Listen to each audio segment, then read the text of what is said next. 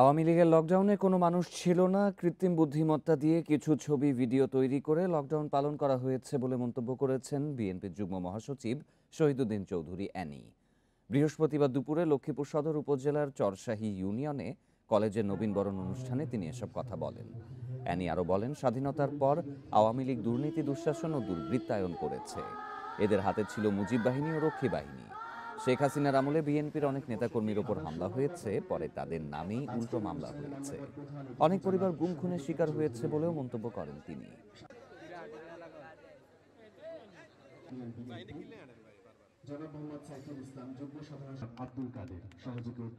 কিছু উচ্ছৃঙ্খল নেশাগ্রস্ত ছেলেবেলের দিয়া মেইন রোডে অথবা গুপ্তভাবে অথবা ভোর রাত্রে এসে একটা মিছিল করে আবার দৌড়তে চলে যাইতেছে, ছবিটা উঠে ছাড়িয়ে দিতেছে। মানুষটাই ওই যে এআই দিয়ে কিছু ছবি টবি দিয়া দেখায় যে তারা লকডাউন করতেছে।